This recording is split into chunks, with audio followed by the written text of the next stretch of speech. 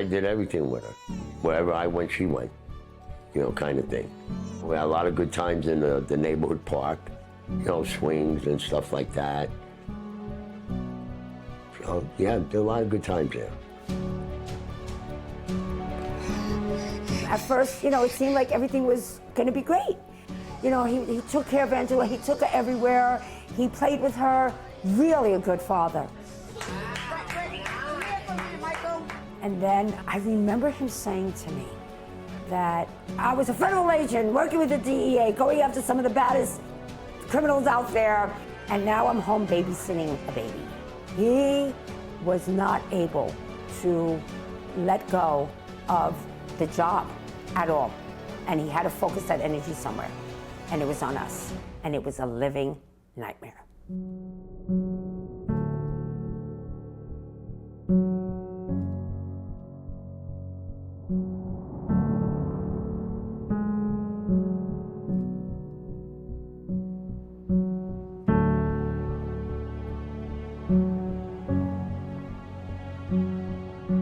I'm old school. I was born and raised that you're not married anymore.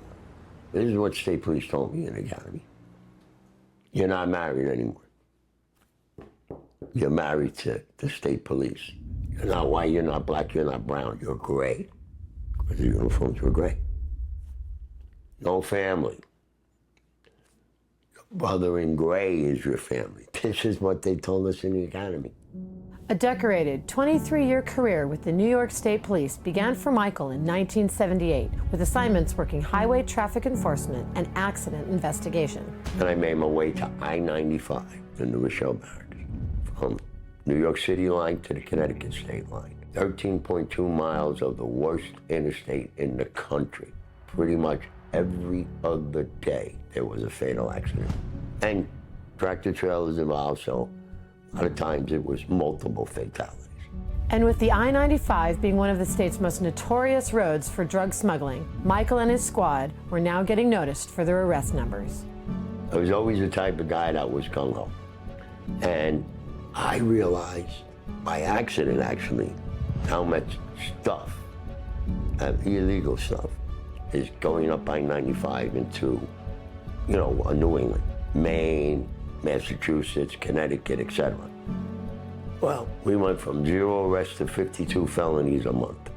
Michael spent the last 15 years of his career assigned to the state's DEA task force, where he would now investigate high-level narcotics cases while working in an undercover role as a cartel enforcer. His relationship with Deborah began in 1993, about 8 years before retiring. I did not even know that he was in law enforcement. He told me he was an antique dealer.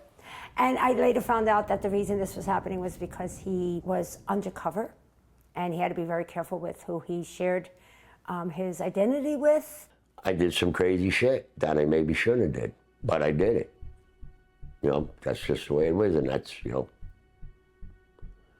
it's the way I operated. And they knew it. My bosses knew it, everybody knew it. My boss, group supervisor, gave me a sawed-off shotgun, 12 gauge. Stock cut, barrel cut. My boss gave me this. Said, hey, when you're doing the undercover, bring this with a holster. So I wore it underneath my leather jacket. And I'm walking around New York City with a 12 gauge sawed-off shotgun. He worked a lot of hours. So I was kind of like, that's cool. He did try to make as much time for me as possible, and we had a really good time in doing so. I think more than anything, I was just more concerned about his safety, you know, and that always was in the back of my head. Give you an idea, I mean, these people were bringing in literally 5,000 kilos a week into the New York City metropolitan area, a week. Let's say a bad guy asks me that, you know, hey, this guy owes me $1 million, he's not paying me back. This problem's gotta get, you know, taken care of. So, I wouldn't say kill him or nothing like that, but I would know what he means. Find the guy, no problem, I would go. Have 2 guys around the corner, 2-3 blocks away in a car. I would go, get the guy, get in, put him on the ground, tell him, got a trade. Hit him up, get a sort of shotgun, blow your brains out, you're laying on the floor here now, because I'm sent here to kill you. Or you could turn yourself in right now, and get put in witness protection, but they're going to want to know everything you know. They're nuts. What do you think they choose? Witness protection. That's it. Next day, that guy's gone, never to be seen again. Nobody knows where he is. He was dealing with some pretty bad people. And I know, I remember him, saying, like he would take different routes home while he was driving, in case he was being followed. He was so terrified of, people finding out where he lived and his family. And so he was always, again, that head on a swivel, right? Like always watching his back and making sure he's not being followed. And, what a crazy life. What a crazy, crazy, crazy life. Some of the things that he had experienced just in the work alone, it's going to cause issues in the relationship, in the home. There's things that he can and can't tell you. There are things that you're questioning, and that's assuming that you have a stable, healthy relationship. Dr. Olivia Johnson, a military and police veteran and founder of the Blue Wall Institute, is a subject matter expert in police officer suicide. I can predict with some reasonable certainty that when you're not monitored like most people are, that you are literally walking the line of criminal behavior every single day that you're out there. There should be an expectation that there needs to be more oversight and checking in on your people. Not necessarily that they're doing something criminal, but they might be risking other things that they shouldn't be taking risks in, whether it be drug use or whatever. Those should be common things that are in policy, that it's a procedure that you go through. Every so often they have to check in. You don't have to be a detective here to figure out that something is going to go wrong here when you leave people without oversight for long periods of time doing some of these jobs. The lies flow really easy for these guys, right? They constantly have to say they're not, the lies come easily. Like I said to Michael, I'm not the freaking enemy. You don't have to keep secrets from me. You don't have to be careful with what you say around me. It's just embedded in them. It's just a career like no other. I can't even begin to explain that it's not something that you can just turn on and off. You can't just turn this on and off. After a decade and a half of working high-level narcotics cases in an undercover capacity, and with new financial considerations brought forth by the union, Michael decided to retire in March 2001. So I had no preparation or anything. I was working, gold shield, light siren, literally a blink of an eye, gone. I'm in a blink of an eye. The couple married 2 months later, bringing into the household Deborah's 2 teenage sons from a previous marriage, when Deborah immediately began to see changes in Michael. I cannot even begin to tell you how quick things started to change. And I've said this a million times, but it is the best way to describe it. That he no longer had the bad guys to go after, and we became the bad guys, his family. I became the bad guy, my sons, which are his stepsons, especially. He went after them hard.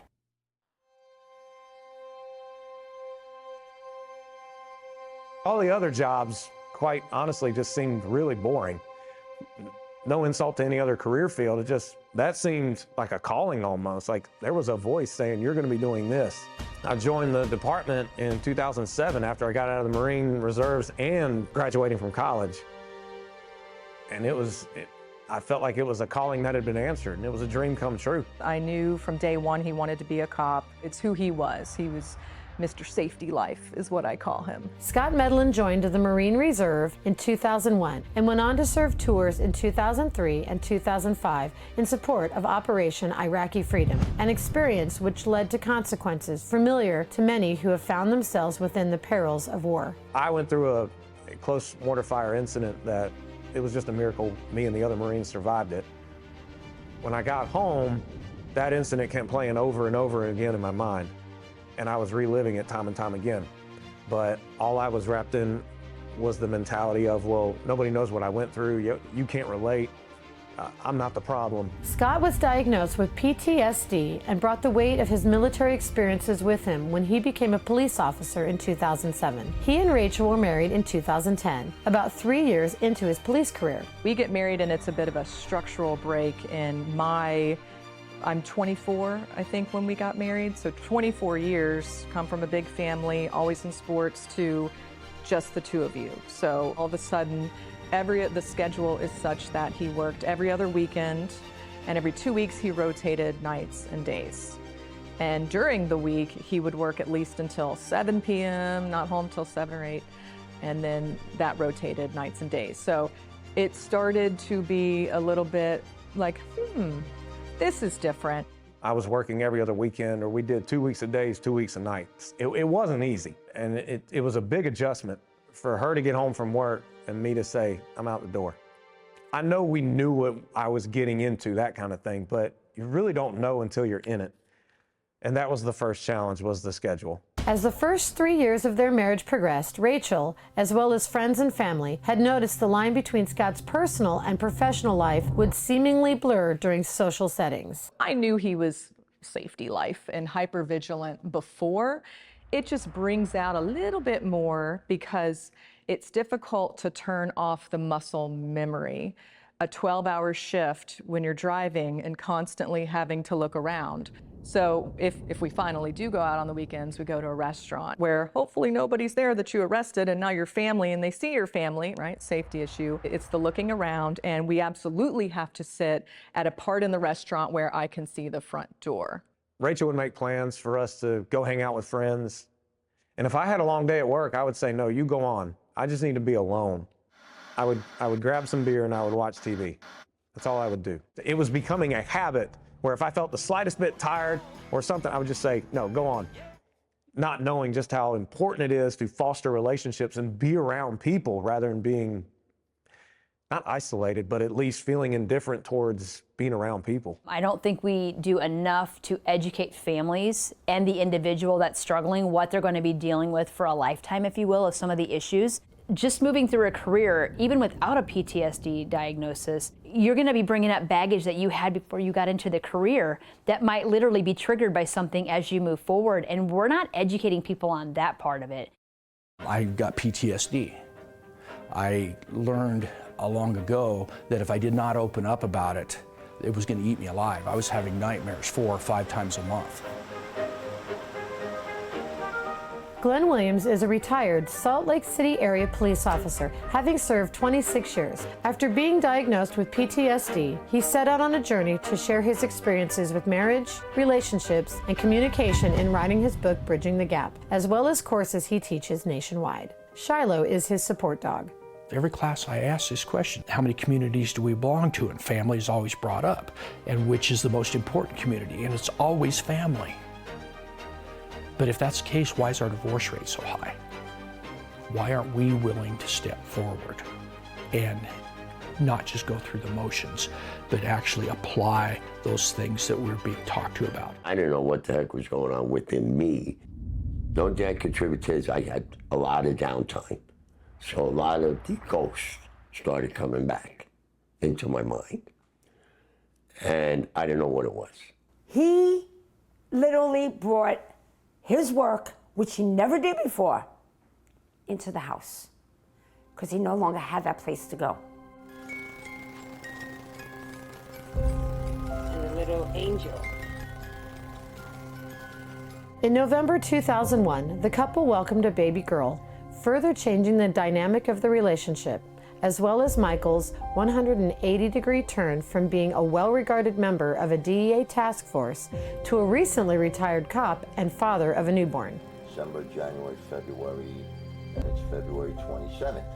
And with the already tumultuous circumstances of their young marriage beginning to take their toll, how would the arrival of Angela affect a situation showing signs of deterioration?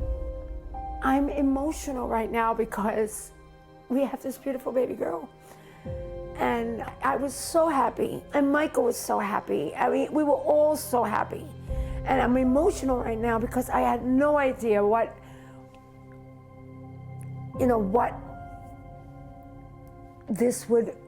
how this would play, for our family dynamic. These are human problems. Before you were a cop, you were a son, a brother, a sister, a mother, a child.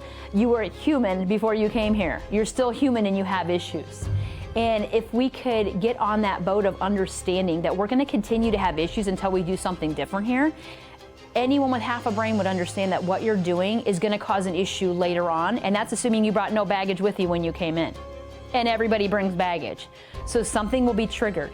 The problem is, once it's triggered, you cannot put together the time frames of when it happened initially and why you're acting this way today. But what it does do is it tears families apart. In order to take action on police suicide, Dr. Johnson and her colleagues at the Blue Wall Institute developed the Fatal 10, the result of exhaustive research and psychological autopsies of nearly 700 police suicide cases, which occurred between 2017 and 2019. Each case was examined utilizing 122 data points, allowing researchers to determine factors which can predict a potentially suicidal law enforcement officer. We're telling you these are the top 10 things that are leading to, either by themselves or in conjunction with other modules of that Fatal 10, if you will, that are contributing to death by suicide and other negative outcomes, because suicide is an outcome. The factors in the study include interpersonal relationship issues, substance abuse and addiction, cumulative stress and trauma, sleep disturbance, mental health concerns, medical issues, firearm access, under investigation, pending or nearing retirement, and other major life events. So we've set these people up with the idea that they should know everything. They should know how finances work, how relationships work. And the truth is, we're bringing in these young people who are really, they're type A's, they're self-sustainable, they do really well by themselves, but they don't ask for help well because they think they have to have their shit together all the time. And the truth is, we don't. We're no different than anyone else. So we've taken that Fatal 10 and we've looked at what we call an inoculation paradigm, which means that if we know these are 10 issues facing our first responders, we go to the front of the line and we start inoculating them against those issues that they will face later in their life.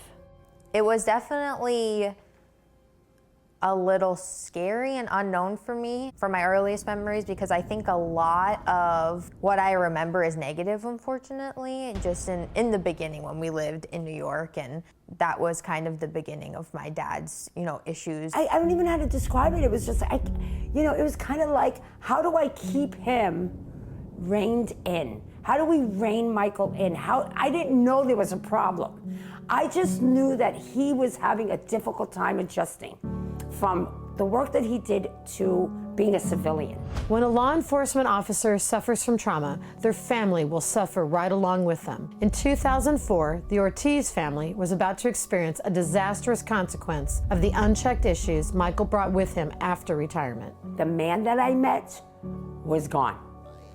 Gone. I got a glimpse of him every so often.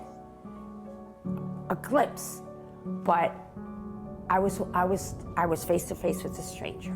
That's how it felt to me. I had no idea who I was married to. So I used to get these flashbacks all the time. And that's what I think started me going into a spiral downhill. I had a lot of downtime too. So I think everything started to compile on me, and then yes, I became addicted to drugs. The worst mistake of my life. Worst mistake. And when I, of course, said, what the fuck is this, is what I said. So that was the moment that I discovered that Michael was dealing with illegal drugs. I was at a complete loss, did not know what I was gonna do. I really seriously did not know what I was gonna do. I was spinning. I felt like my world was spinning out of control. Michael became addicted to cocaine in 2004. The impact on himself and his family was devastating. My dad would go on binges, so he would be gone for 24 to 48 hours at a time and then just come back and be normal for the most part. At least that's how I remember it. So I couldn't just say he's a bad person and I want nothing to do with him, because when he was back and he was normal, everything seemed fine and it was great. But then he would disappear and we couldn't get a hold of him, and he wasn't answering his phone and we had no idea where he was. And it was just very traumatizing. Like, okay, my dad could be dead. At this point, I just, I was done. I was done. Like, I need to get my shit together. I need to fucking stop, not dealing with the problems, because the problem is huge. And I need to do something about this, because I got to get my kids out, like all this stuff. I got to get out. I got to get away. I need to get away from this man. I kind of felt like there was no coming back from this. I've had cops that said, I'm an alcoholic because of the job. I said, please walk me back through this. Well, the job caused me stress, so I started drinking, and it's just been an issue. I said, time out. The job may have caused you stress, but how you deal with it, when we talk about the Fatal 10, that third component of cumulative trauma and stress, is something that you collect along the way, but how you deal with it is why it's an issue, because we're not dealing with it appropriately.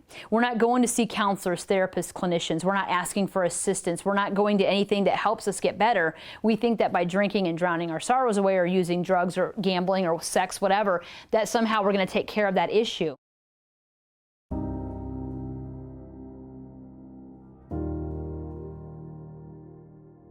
Please canine, come out now with your hands up or I'll send my dog.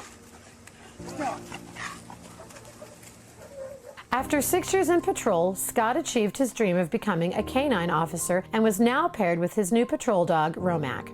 I had worked my rear off, networking with these guys, attending practice on my own time with them, taking hundreds of bites with the bite sleeve. And I made it very clear, I'm not just into this because I like dogs. I made it very clear to them I wanted to be on the unit. Now, not only is the job coming home mentally with him, the muscle memory and the looking around, and now we had this dog where if he did have the weekend off, Saturday morning I have to spend an hour with Romac. I got to play fetch with. This is a high energy dog. You can't board him with anybody. You can't leave him alone. So it was a huge responsibility. In 2015, the couple welcomed their first child, Grant Medlin, a joyous occasion for the family, which also brought Scott's work-life balance and his perspective on that issue into question. Hey, Grant. Hey, Grant. Yeah, hey. How you doing? You doing good? When my oldest son was born in 2015, I was kind of coming into the zone with canine. My dog and I were getting results, and I was on a good patrol team, and things were clicking. I loved it.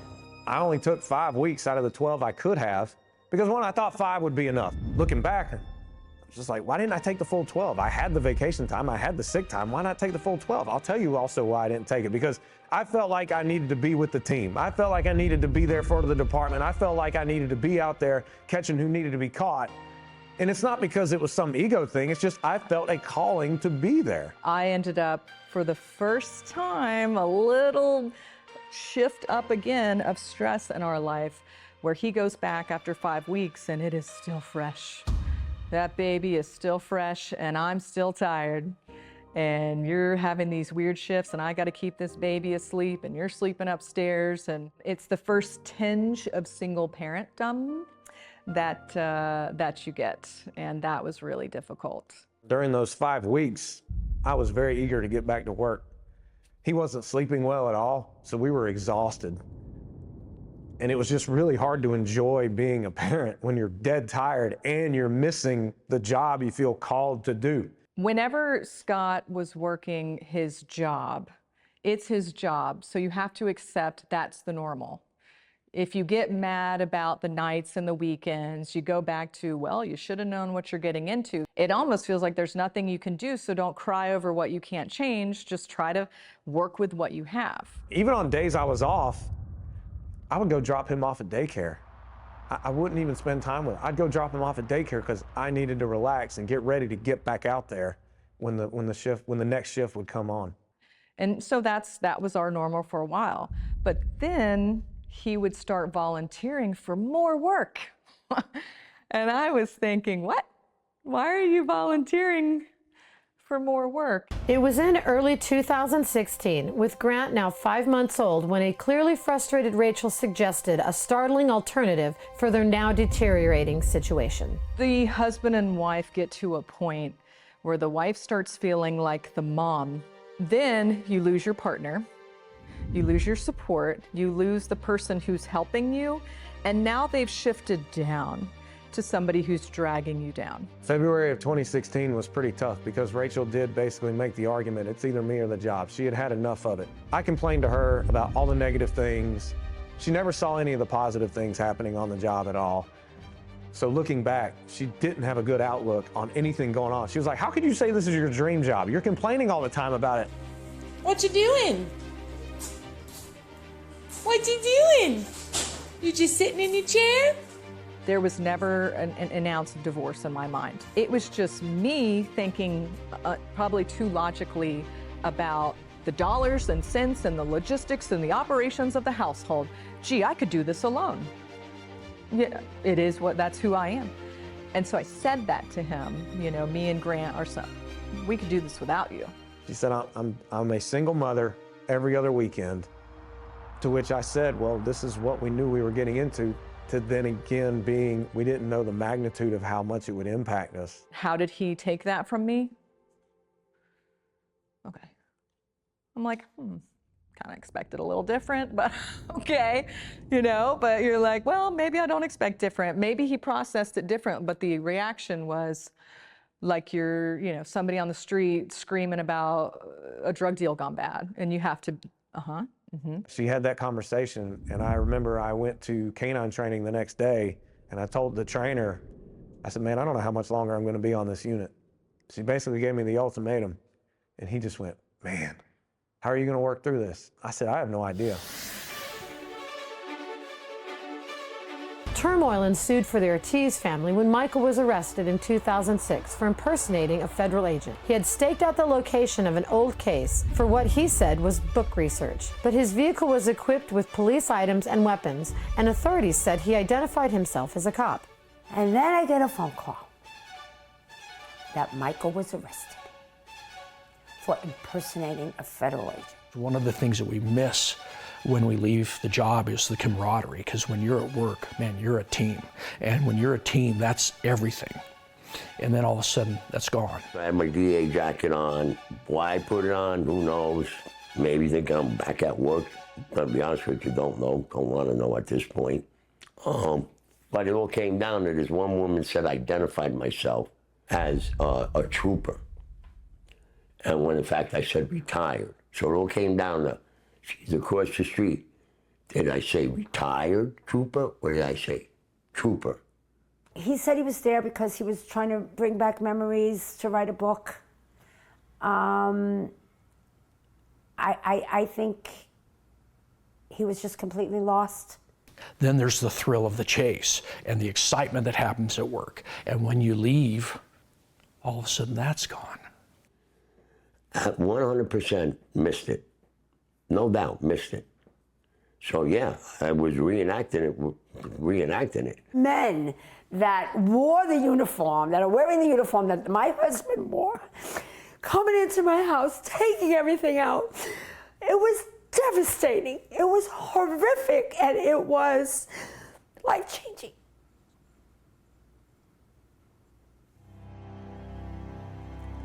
I can't relate to my friends when they talk about what their favorite toy was or what their favorite TV show was, because I don't remember. Like, I don't remember playing with toys. I don't remember, like, a lot of good stuff that happened, and you can't get that back. That's not something you can change, and you have to just do the work to get through it. You know, I call it the big hat, the big gun. Gave up the lights and the siren and all this, right?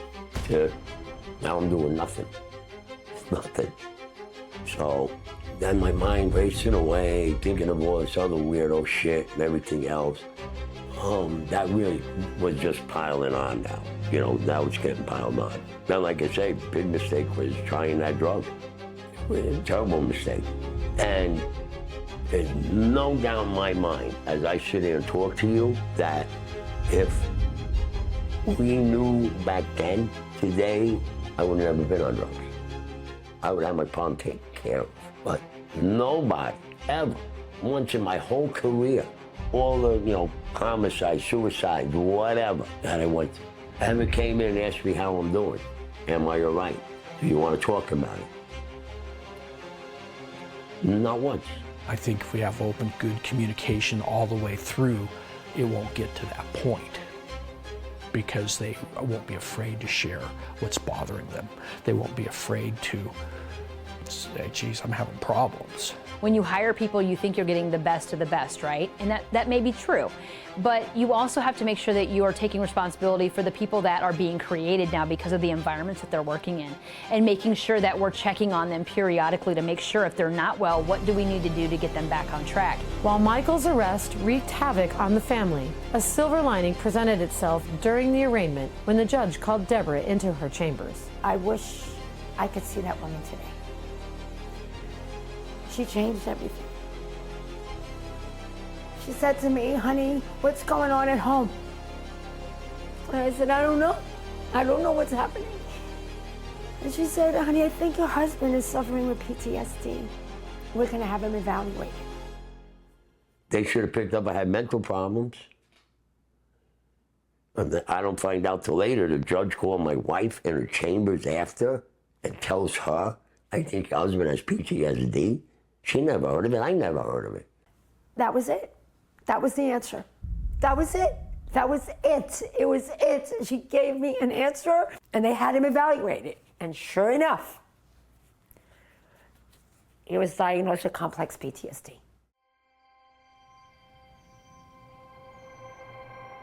With a path towards potential treatment for his mental health issues now in place, the lingering effects of Michael's drug addiction still remained, as the family moved to Florida in an effort to reset their lives. But several failed attempts at drug rehab left Deborah at a crossroads. So sometimes the smallest thing, even something small, can start a cascade that literally triggers so many things along the way. And we don't think about that until we're in the event itself and we don't know how to get out. He did say once that he was going to kill himself. And that's something he would have never said. But this was at a point that he was so lost and pretty much begging me not to leave him. If you leave me, I'm going to kill myself. Now, with that being said, that was like, this may not go over very well. And I'm going to say it, but I left anyway. Because I'm not responsible for him. I'm not. And I had to learn that. And there, you know, we can't take responsibility for someone else's choices. And sadly, too many people think that they have to. And I think in that moment, you know, we also look at murder-suicides in our data. And I'm telling you that sometimes when people stay, we can have an additional issue. So there is no way in the world I would ever blame anyone for leaving. And you can only do so much, and the other person has to step up and get the help. You can't make them get help. I had to walk away. I needed him to know that it wasn't okay, and he needed help, and I was just doing this because I loved him. And he's still here because he got the help. He went to West Coast post-trauma retreat, was the lifesaver for him, working with peers, people who understood him, people where he felt safe. West Coast trauma retreat, they helped me. They helped me tremendously. They only had me for 7 days. And what they taught me in 7 days and the tools they gave me saved my life, no doubt about it, and saved my marriage too. Because after that, I was done. I was done. It's really important to get that help because it will change your life. And you can do so many amazing things just by doing better for yourself, because you are worth it and you deserve to have the life that you want to live. When you leave, you've got to have a purpose. For some, that might be your family. For some, it might be your grandkids, which is awesome, by the way. For me, was developing the class that I wrote. And then I wrote a book. And that led to now I travel and I talk to people to help them so they don't make the same stupid mistakes that I made. Because if I can help one of them have a good relationship and not get divorced, man, they win and I win. And that's how I look at it. And that's my purpose now. We realized that the police canine role wasn't going to work out after we had our son. And there was one particular evening where we slept in separate beds because I don't even want to look at you anymore. And he tells me later that he laid in bed that night and of his own sort of, you know, when you have unfortunate realizations in life where you know what you have to do, but you do not want to do it. We were still doing this. I was still irritable. I wasn't taking care of myself mentally. I figured I've got friends outside the profession. I work out, I go to church, I attend family events. I'm good, I'm fine. I had this expectation of having this long career as a canine officer, finishing out the term, maybe having another dog after the one I was working with. All these plans for the career, and these things are in jeopardy now. It really hit me. At that point, I was too resentful of everything, and you don't like, in my mind, you don't like this anymore. It's fun sometimes, but by God, that's no way to live when you might have a good day once a month. The damage was done. We're talking years of tension, years of me seeing things that the human brain's not innately wired to see, nor ever desires to see. But one time I came home after dealing with the same habitual felons. It was just a stressful shift. I came home, I was irritable to her. She said, "You're not gonna bring that home to me. Something's going on, what is going on?" So that, when she did say that, yeah, it started to hit like, I'm not who I thought I was. I mean, this job has changed me.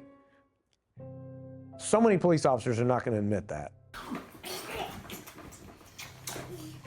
Scott left K-9 in late 2016, taking a position with his department as a school resource officer, which came with a normal schedule. Just over a year later, Scott and Rachel's second son, Isaac, was born. This time, Scott took the full 12 weeks off. He still wants to be a police officer. He still wants to be in the community, be with people, and help. That's all he ever wants to do. It's just who he is. So they offered him a school resource officer role where he would be in a local school at, Monday through Friday schedule, very family friendly. For the first few years, it was working out okay. It was a lot better than what we had been facing. And Rachel felt more supported. I was there on weekends, holidays, huge game changer schedule-wise. But it was still tough because I was living in the past. Even though I knew it was right to leave the K-9 unit, it's not that I wanted to. So it was still very hard to process. Here I am in a school when I should be out there. It would come out in little snips and snipes about how, because he sacrificed the K-9 role for the family, I was no longer allowed to complain. So if I had any complaints about anything, it would be, "Look what I did for us." I realized, wow, K-9 was me. And I didn't know who I was anymore or what I was going to do with my future. As a woman, it's okay if you're the one that's sacrificing. It's almost like you do for your children. It's okay that I don't do the things I want to do because you're happy. Now I finally get what I think I want, but you're not happy, so then I can't be happy. I went back to the doctor and he said, "You're living in the past, and yes, it was traumatic for you to lose your dog. It was essentially a death. You go from working with this dog to now he's no longer with you." He said, "It was hard on you, wasn't it?" I said, "Yeah, it was absolutely hard. It's devastating." I would hear about state troopers that they are serious and very military focused, and that is their life. You said this is your family, so that's not surprising. That's the number one thing that you should go in eyes wide open, is the schedule, but it's also the number one thing that impacts your day-to-day life is the schedule. There was a time that I said, "This is really important, you need to be there," and he got called in. Like he had to go, his group is doing something. That can't be more important than us. It just can't be more important than us. Really kind of like what you said is kind of, you got to make a choice. And I'm not okay being, I get the job, I get all that stuff, but I will not play second fiddle. Like many families, the Medlins were putting both of their children into daycare, oftentimes up to 60 hours per week. And with Rachel's own professional success continuing to blossom, an unforeseen option presented itself. The cost is very high to have them in this condition that we didn't necessarily agree with. So when the cost gets high enough, when the burden gets high enough, once again we come to the sacrificial altar and we reassess our family situation and we go, what are we gonna do? Because we're paying for sitters, we're doing all of these things to try to make it work for our kids who are more important than any job. I couldn't stay as depressed as I was. I couldn't. And I really started to learn about a victor mindset over a victim mindset, thriving in life and not surviving anymore. And then just this whole thing about you can't settle. I wasn't going to settle for this Monday through Friday hustle, hustle, hustle, stressed out, and have my kids be a part of it. When the pandemic happened, we go back to patrol from the school, all the school resource officers, we go back on patrol schedule. We're right back to square one. And I'm thinking, I can't do patrol. We can't do the schools. My time here is coming to an end. Scott left law enforcement permanently in August of 2020, ending his journey as a police officer after 14 years of service. It's conscientious relational purpose. His relationships to his family, his wife, his relationship to his agency and his job, and his purpose. And his purpose was law enforcement. This was like something he felt like he was meant to do. So when you look at both of those, it was almost as if it was on a scale balancing which one was more important. But he made a decision at the time that he weighed his priorities and what was important and re-looked at things. And he made a decision that he was gonna look at the relationship side of this, that this was more important to him and his boys. And I understand that.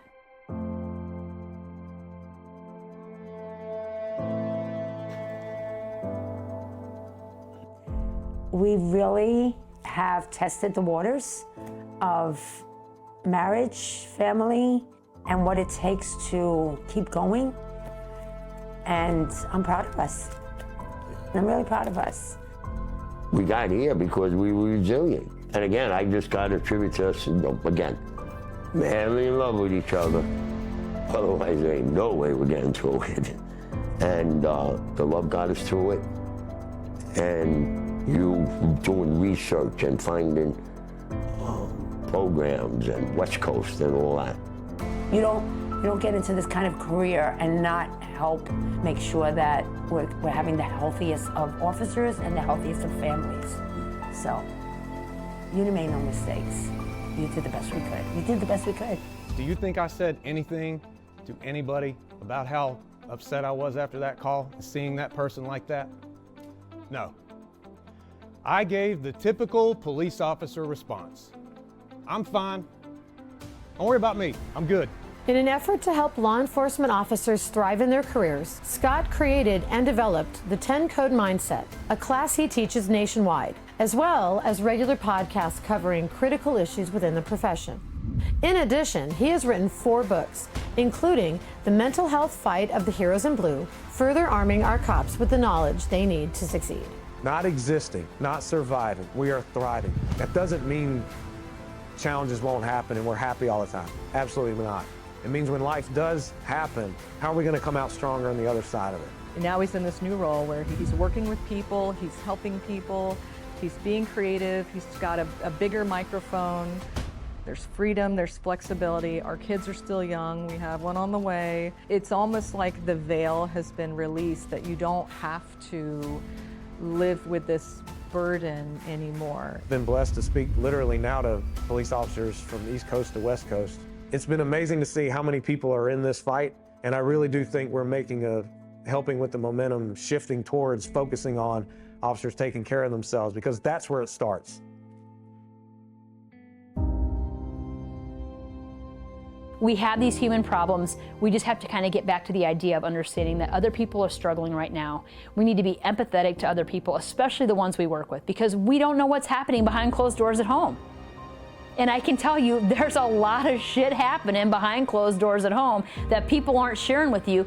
Be more mindful when you go to work about what you say and what you do. Find someone to talk to, whether that be a peer support, whether that be a friend, whether that be a brother or a family member or whoever. Find someone to help get it out. Because if we don't get it out, it will eat us alive. And if it eats us alive, it will destroy our family.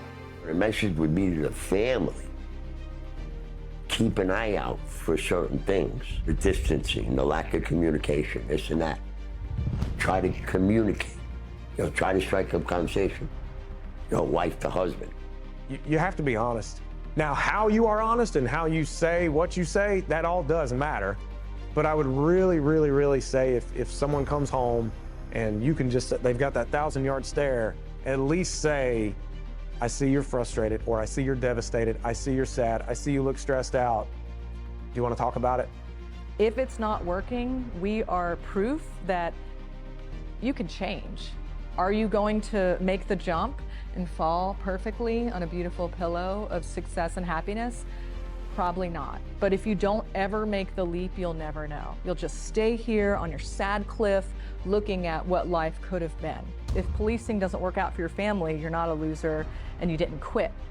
Find what works. It may not look exactly like you thought. That's all right. For anyone who is a parent in law enforcement or someone who struggles with addiction or PTSD, if you can't find it in yourself to get help for you, if you don't feel like it's worth it for yourself, do it for your family. Someone has to decide, hey, I'm the one that's gonna get help and fix my issues, so that way it stops with me. At some point, you gotta do the work on yourself. And it's only gonna affect everyone else in your life. And if we start teaching our cops, like we teach them how to win every day. You know, you gotta win, you gotta win, you gotta win. There are days you don't feel like a damn winner, right? How about if you teach them both in the relationship how to win at the relationship so they both get what they want and they're happy and healthy. And if something happens here, they know that when they go home, they have stable people, they have support, they have people that love them unconditionally and will do whatever the next step is, right? That's what we need. Is there something going on at home? Is a big question. This is not my individual story or this one's individual story. This is all of our stories. We can get through this. We will get through this. And we're going to be better, and we're going to be stronger. And I want to say thank you to the families for your service as well. Thank you, thank you, thank you. You're not alone. We're with you.